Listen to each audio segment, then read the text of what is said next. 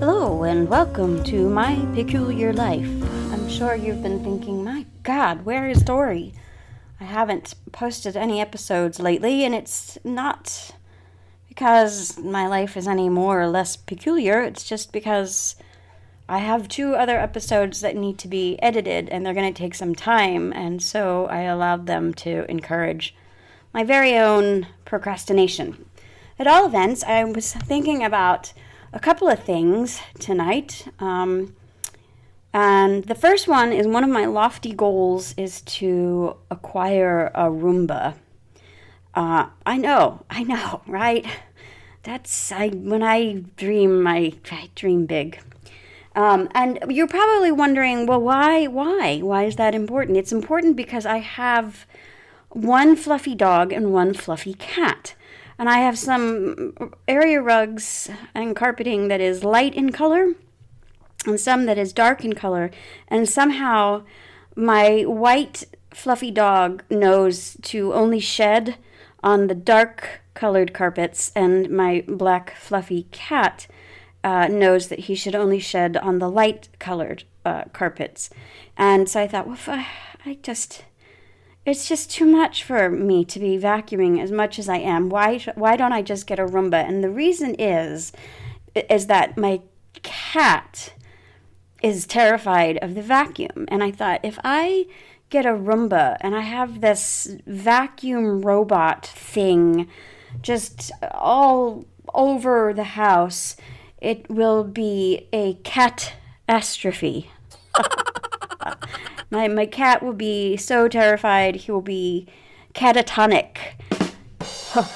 And the Roomba thing will just be bebopping around against the walls like whatever that old video game was that we all used to play that was Atari.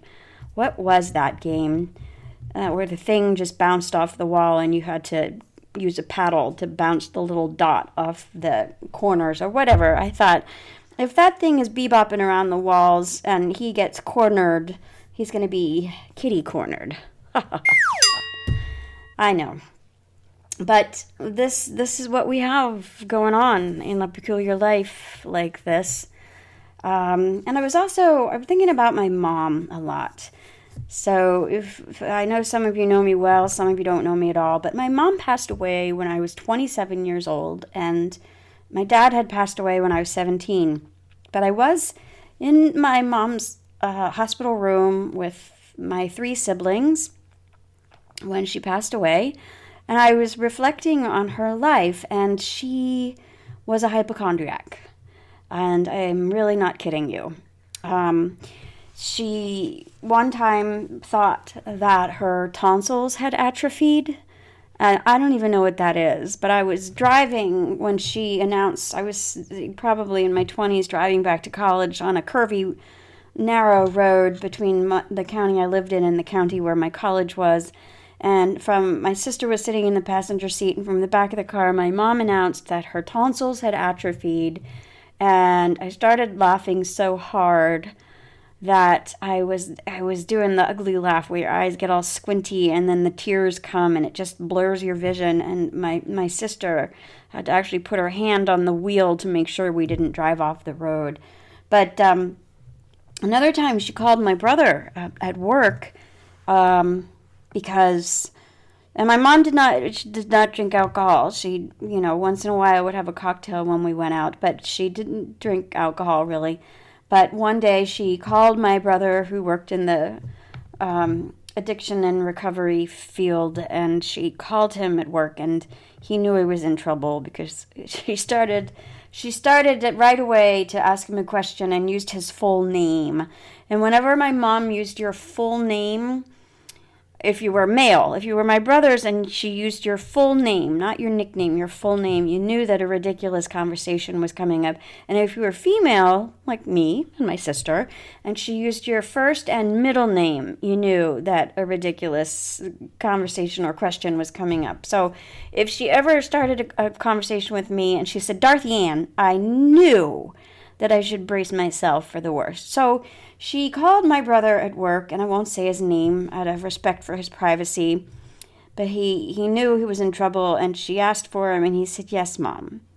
And she said, "I have been thinking, and I was reading the ingredients on my eye drops, and it says on the ingredients list that there's alcohol. There's alcohol in my eye drops." And so she very seriously inquired if he thought that she could have cirrhosis of the liver from the alcohol in her eye drops. Now, I just know there are people out there who have liver diseases and have cirrhosis, but it's not because of their eye drops. So you just do the math yourself. Also, she had a flair with words. She was a little Irish Catholic lady from Frankfurt, Philadelphia, who went to Little Flower High School. And in our home, we had a thermostat, like everybody did. And like many homes, the thermostat is a source of great strife. One person wants it at one temperature, and one person wants it at another. And usually the person who wants it lower in the winter is the one who pays the bills. So one day my mom came storming out of her room, to approach the thermostat and was shouting that it was hotter than a French whorehouse in there, which really begged the question, when have you been in a French whorehouse? But I didn't argue, and I let her lower the thermostat. I'm sure I'm the one that had raised it, even though I enjoy a cool room. And she also asked me one time, I was at school, I was a teenager in high school, and I was playing some sports and taking a gym class like everyone had to do back in the 80s. And somehow in the locker room, I got a planter's wart, like people do sometimes in a locker room. And I didn't know what it was, and I showed my mom the bottom of my foot where this little hard spot was. That was the planter's wart. And she had decided that a South American parasite had bored its way into the bottom of my foot and was embedded in my foot. And I did have to remind her that I had never been out of Pennsylvania. I was only 17 years old at the time. So she had a wild imagination, and I'm really grateful for that. She also thought that she had heart problems or eye problems because she hadn't sneezed in a year. And I don't know about the rest of you, but I don't keep a real distinct record of when I sneeze or how often I sneeze. I do know I sneeze, but it would never occur to me to keep any kind of log regarding how often I was sneezing or not sneezing. So this episode of My Peculiar Life is dedicated to somebody who helped form my peculiar life. I'm grateful she was my mom. When she passed away, I asked her to come back as the wind. So on every breezy day, I think of my mom, and I'm grateful. So the next time you feel the air moving and it's extra windy, you too can wonder if your tonsils have atrophied. Or maybe you have a South American parasite that's bored and embedded itself into the bottom of your foot. And you probably should sneeze. And if you're like me and you have allergies on a windy day, something travels along in the wind that makes me sneeze. So that's it. That's all I was thinking about today is my... I'm going to get that Roomba. And I'm going to be ever grateful for the breezes and the wind that moves around and helps keep me feeling refreshed and knowing that I am blessed.